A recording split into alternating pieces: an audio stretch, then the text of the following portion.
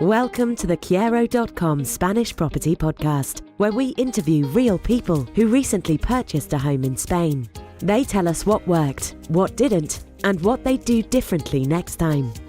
I'm Beth Davison, and today I'm speaking with Graham and Sally, originally from Keighley, West Yorkshire, who purchased a finca in San Javier, Murcia. They use their dream home as a retreat from the stresses of everyday life in Britain. And just wait until you hear about how they've built relationships with their neighbours, despite only knowing very basic Spanish. Graham and Sally worked with estate agent HomeEspaña to find their dream home in Spain. Check out the show notes at kyero.com/podcast to find links and resources mentioned in this episode.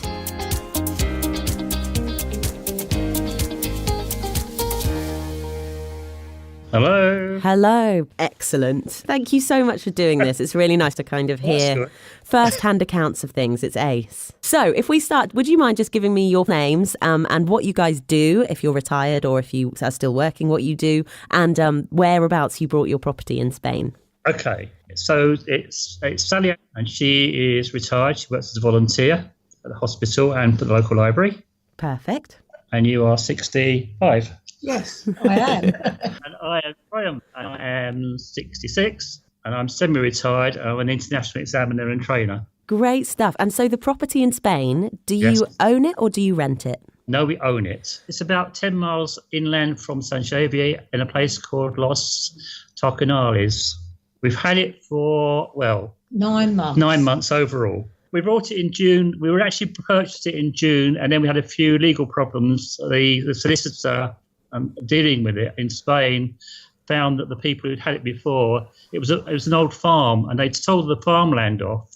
They hadn't changed the legal disposition of the contracts. Right. So according to the land was still attached to it. So the legal people out there said, "You're not buying this until it's all been sorted out." Oh no. Okay. Yes. So they said, it's going to cost the people who are selling to you about €8,000 to get it sorted out.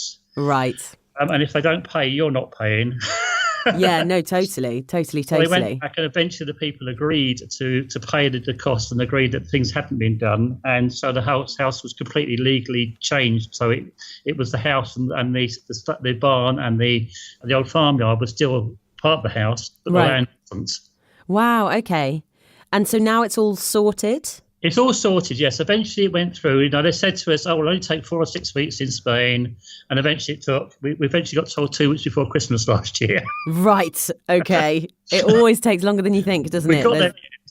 Yeah, absolutely. Well, that's the important thing. So whose decision was it to kind of start thinking about Spain? Why did you decide on Spain? It all came about because my parents took a life insurance policy out for me when I was about 16 years old. And it came to fruition last year. And I said, we've got this money. What do we do with it? It's no good investing it in the UK. The returns aren't very good. What are we going to do with it? And so we decided that maybe the good thing would be to go and look for a holiday home or a home overseas. Lovely. And we had the money, and we thought, that would be good for us, but also good for the family, because we've got a daughter who lives in Scotland. Lovely. Okay. So we said it would be good for her and the family, and maybe friends could go and use it. When my sister comes over from Australia, she could use it, things like this. So it came about simply because we had the money, and we thought, rather than just stick it in the bank account or stick it in, where you're going to get no account, so you're actually going to lose money. Yeah. With inflation, it would be good to go and invest it and then have the benefit of doing something like that.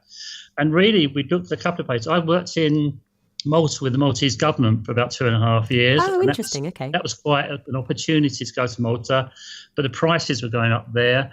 And then we thought, the airfares are more expensive. Spain's nearer, and it's only an hour, 2 hours journey. Maybe we'll go and look at Spain. So that's where we really sold on Spain. And then we thought, we don't want to go to a commercialised area, and that's where we ended up going to Murcia. Lovely. And so I don't know Murcia, so explain it a little bit to me. How rural are we talking? You can divide, I think, probably a good way to divide Murcia into 3 sections. There's a sort of a further western part and the further eastern part, which are quite commercialised. If you go too far east, you're in Alicante and then down to Benidorm. If you go further down, you go past Cartagena and you're down then to Malaga and places like that. And the bit in the middle is quite rural. It's agricultural. And inland, the coast is some of the coast has been commercialised, but not all of it. Right. you can go inland and still be 20 minutes from the sea if you want to. We didn't want to be at the sea. That wasn't an intent. It was nice to go to the sea and walk on the beach and things like that. We can go inland and it's quiet and rural. And it is mainly agricultural. It's tomatoes, peppers, nice. all the sorts of things we see in our shops up here. That was one of the reasons we looked at that area. And the other thing is we're about half an hour from Leeds Bradford Airport. Yeah, perfect. And it's either a jet tour or there was a Ryanair flight into the airport for about 8 months of the year. Great, amazing. So in the 9 months that you've had it, how many times have you been out, and kind of how long do you stay when you go? We usually go out 2 to 3 weeks, and we've been out, 3, 4, we're just about to go out again in 2 weeks' time. Lovely. So everyone that I've spoken to today has said that September is clearly a really perfect time. Yeah, we're out there in July, and it was just getting a bit hot. Yes, it will. And August was going to be even hotter, so we thought, well, let's go in September. It might be a bit easier. No, it'd be great, just as the weather's turning here as well. I think it'll be perfect. Yes. Well, we've got to find summer here, first of all. True. So if we go back to kind of the original buying process, did you know, you obviously knew the country, you knew geographically the sort of area you wanted to be, but did you know the type of property you were looking for? The house at the moment it was first built. It's an old bank, so it was built in about 1896, 1846. That's quite old. Okay. And we didn't want to buy a new house. A lot of the properties we'd seen just looking over the internet were quite modern, and we thought, well, it's not us. Mm-hmm. Where we started from was actually we bought 2 books on Amazon about how to buy properties in Spain. And one of them was written by a guy who used to be an estate agent, property agent. And it was sort of all the pitfalls and things to what you look out for. And it's probably the best £7 investment we ever met. I love that. Start with the books. That's a great way to do it. The book, yes. I can't remember what it's called. Can you remember what it's called? No. But we bought it on Amazon. It was just a paperback. And it was written by a guy who worked on the real estate in Spain for about 10 years. He's written this book about all the pitfalls and what to look out for and what to do and what not to do. When we went out there for just over, about 10 days, first of all, to look at properties last June. Right. And as usual, we started asking around, and we found all the companies that we had been told to avoid. Right. Interesting. Okay. They wanted to sell you, and all they wanted to tell you was what you didn't want to look at. Yeah. And we ended up going and talking about a couple of houses that we'd seen with HomeEspaña, and then they allocated us. What was the lady's name? Natasha. A lady called Natasha. Very nice lady. To just take us around and show us houses. And we met with her for coffee and we had a chat. And she said, well, let's do a couple of days. Let's do no more than three houses a day. Oh, nice. Okay. And mix it up with the sorts of things you can buy with the things which are just above your budget and which are on your budget. Brilliant. So you were seeing a range, so you kind of knew what did you have a budget in mind then when you met with Natasha? I had a rough budget in mind. And she said, well, look, if you go above the budget, you can buy this sort of thing. If you stay at your budget, this is the sort of thing you buy. So we looked at some new property, we looked at some older property, we looked at some houses on the coast, we looked at a couple of houses inland. We looked at a typical sort of golf resort type of house. So we had really, in 4 days, I think we'd seen about 9 or 12 properties, and we had a really good idea what was around. Perfect. And we saw this, they started to advertise this house, the one we actually brought in the end, and we said, well, in amongst that, can we go back and see that? So we saw that, I think, the first day, or second day we saw that. And we went, well, actually, this is just sort of what we'd like. So we gave it a couple of days or so, then we went back and saw it again. Right, nice. And on the 4th day, we sat down over lunch, didn't we, and said, well, you've seen all these houses, which one would you go back to again? And we said, well, this one. And we went back a 3rd time and saw it, and we said, this is the one we want. Yeah, great. Okay, cool. So you did shop around, but you kind of knew quite early on what it was. Yeah. And I think talking to the other agents, we felt that, they weren't going to look after us, they were going to look after themselves. They hadn't got our ideas, what we wanted. They had, this property had been on the sale for 2 years, can we sell it to you? Or, this isn't what you want, we were trying to sell it to you, let's take you there. And we said, well, no, this isn't what we're looking for. Yeah, totally. And actually, you found the more personal approach. You found the person who cared more about what you wanted. It was personal, and it wasn't pushy. That was the other thing. Some of these places say, well, we'll take you and we'll collect you at the airport, and we'll show you six or eight houses in a day. And I'm thinking, after 4, I'm going to forget the first one. Yeah, no, totally. No, I think it sounds like a much nicer way to do it. So would you have said the whole process was easy or difficult? Did anything crop up that you didn't expect? No, it was all explained. That was a good thing. Everything seems to be, once we'd made the decision to buy, we went back to HomeEspaña offices, and they explained, had we got a solicitor, but they had a solicitor, and they could try and see if they could arrange to see them. We ended up with their solicitor, who was a part of a group, but was a German lady, and we've used them subsequently for other things. And they've been amazing. They've been very quick, honest, reasonable, etc., and things like that. Yeah. They had allocated this a lady from the office, from HomeEspaña office, to take us round to the bank and do that sort of thing. So, the whole thing, within a day, we were ready to go. Which is incredible. That's so fast. And there must have been a massive level of trust for you guys in the people that you were meeting. We felt that from the first point of contact of just going around. And then when we met the staff at the office, and they said, well, let's go and look at the other things. And they allocated it to somebody who could explain Spanish law to us as well. I was going to say, is there a kind of international challenge? So you've got not only the language, but things like the laws and the tax and things like that. How was that all explained to you? Absolutely. We had somebody who did it regularly and could speak about 5 languages, as well as we had this member of staff who, because the salesperson went away, Natasha went away, we were left with Laura, a lady called Laura, I think, who subsequently left HomeEspaña and gone to work for the bank, I think. But she came with us and took us through all the details, came to the bank with an interpreter, and also went to the notary as well. Oh, wow. So they do everything. And introduced us to the notary, explained all that through to us and how it would process and what would happen and why we had the notary and what they did. And also introduced us to the lawyers out there, who then say, well, we're going to allocate this German lady as your lawyer and contact. And they were, they've always just contacted us, phoned us, and communicated in English with us. Great. Okay, fine. So it hasn't been kind of too challenging. Well, I was going to ask, would you do anything differently? But it actually sounds like your experience was pretty pain-free. Probably we wouldn't.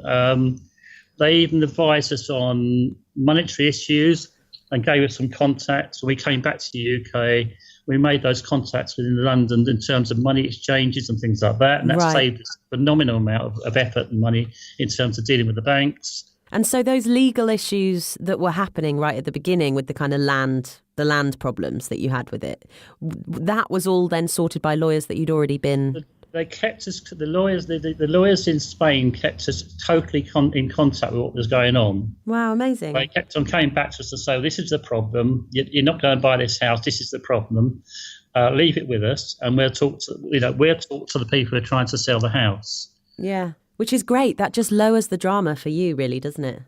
Well, it took a lot of the pressure off because, oh no, it may go to fall through, because you've been to wonder. And then we thought, well, if the people don't agree to pay the fees, then it's going to be difficult. We were aware, I think, when we made the offer for the house, they were keen to sell. And the HomeEspaña just said, look, if you make a sensible offer, so I think they'll take the offer.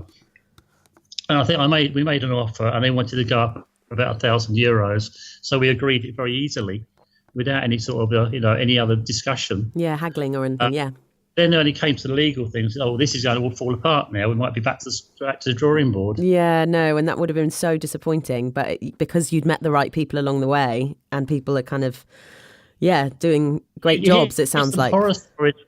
Well, you read horror stories as well. About people wanting half the money in cash, and they want this money behind the back door, and all this sort of thing. We found the whole process very upfront and transparent. Perfect. So what advice would you give to family or friends looking to do the same thing that you're doing?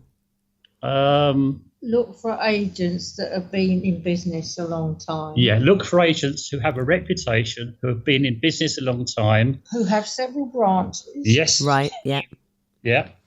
And also aren't necessarily Spanish. Yes, and aren't necessarily Spanish, yes. Oh, okay, fine. So I hadn't thought about that, but no, that's great advice. Because we found lots of people who were just acting as agents out there. They didn't have a business themselves. All they were doing is one-man bands, and all they were doing is basically doing what you were doing with the agents and then taking a commission for selling the house to you. Right, okay. So And look for the right people. When you came to actually buying anything, it'd have been a minefield.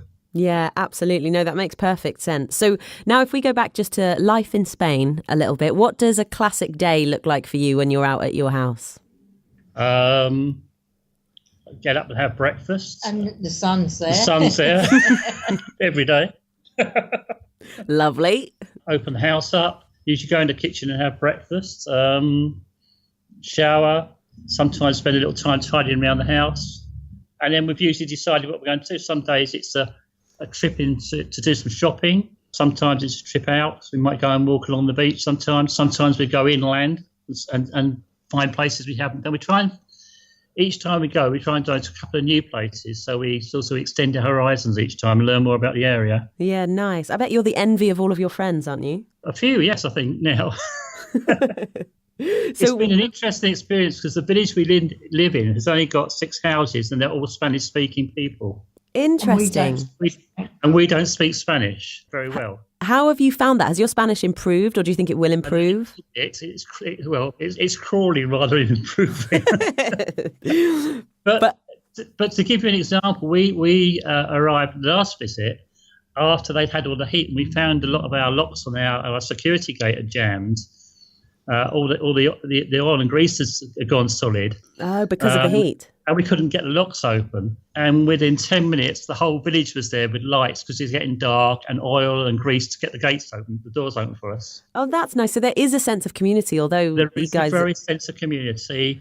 And we live opposite a farm, and each day the farmer's wife comes across and does a bit of cleaning for us. And she brings a big box of vegetables from the farm across because they grow peppers and squash and things like this, and tomatoes. Brilliant. And things. So, yeah, it is very much a community village. Yeah, you sound like you've got a whole host of Spanish friends now. Well, last time I wanted to say thank you, so I wrote it down in Spanish and gave them a couple of boxes of wine to say thank you for the help. There we go. Way of doing it. That's the perfect British custom. Always hand over alcohol. I think that's great. So you mentioned your daughter she said Scotland. Did you say Scotland? Yeah. So has she been over yet? Have you had visitors? No, do you take people out there? She hoped to go over this year, but then she found she's expecting her first child in January. Oh, bless. But she is going to go over next year. She wants to go over next year. With a newborn, brave woman. That's right, yes. No, it'll be fantastic. And so my last question is, what do you love most about owning your Spanish dream house? I think it's somewhere to go and just chill out. I think, it gets you right away from all the pressures.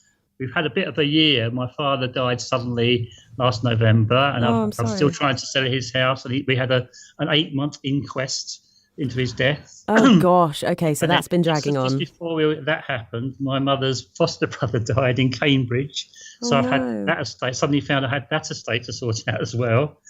So it's been a bit of a year, and it's been nice just to go away and from everything to an entire different environment, a different house. It takes you away from the pressures of your own house because there's always things to do in your own house or things to do at home. Yeah, totally. About everything for 2 or 3 weeks. Brilliant. No, it sounds like it's a real escape. So that's perfect. And, you've got the sunshine. We found cost of living reasonable, even with the state of the pound. And we found also that, just living life generally has been very easy to get used to. Yeah, perfect. Well, it sounds amazing. Yeah, Spanish life is very sort of typically European, as always tomorrow. But the other thing is, I think it's very, very chilled and very relaxing in a lot of ways. We feel very comfortable in the one that we've got now. We think it's us, and there's things we can do to it, and there's the barn on the end which we eventually hope to convert and things like that. And so it's a business room for space. Yeah, brilliant. And to do things without lots and lots to do. And do you think long term you'll move permanently out there? I don't think so. I think we always said that we would have.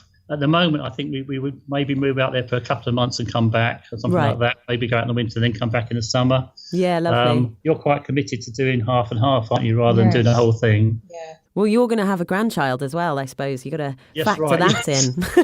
You're going to be on duty. We're living in Spain. No, well, that is perfect. Listen, thank you so much for chatting to me. That's great. We're really pleased to help, and we're happy to support everybody. It's really great. Thanks very much indeed. Cheers, guys. Have a lovely day. And you. Thanks. Have a good weekend. Thank you. Bye. Bye. Thank you for listening. And thanks to Graham and Sally for sharing their experiences, and HomeEspaña for their help to make this episode possible. I particularly like how Graham and Sally have overcome the language barriers and built great relationships with their handful of neighbours. If you liked what you heard, you can search this agent's properties and more on Kyero.com. Don't forget to subscribe to the podcast so you never miss an episode. This podcast is produced by Kyero.com. And our mission is to connect you with estate agents and properties throughout Spain. Whether your dream home is a rustic farmhouse surrounded by olive groves or a lock-up and leave apartment on the seafront, you'll find everything you need at Kyero.com. If you've enjoyed this episode, we'd really appreciate your 5-star rating on iTunes. It helps us reach and connect more people with their dream home in Spain. And whenever you're ready, here are 4 ways we can help you. Ask a question by emailing podcasts@Kyero.com. We'll try and answer them all in an upcoming Q&A episode. Get a location guide by emailing podcasts@Kyero.com. We'll reply with the latest data and information on the areas you're interested in.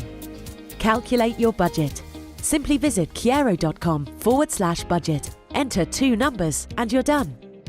Be our guest. If you've already purchased your home in Spain, we would love for you to share your story on the podcast. Just email podcasts@Kyero.com and we'll take it from there. Tune in next week when I speak with John, also from the UK, who purchased an apartment in Barcelona. I can't wait to tell you about how his purchase was largely inspired by his health, along with his love of Catalonian wine. I'm Beth Davison, and you've been listening to the Kyero.com Spanish Property Podcast. I'll see you next week.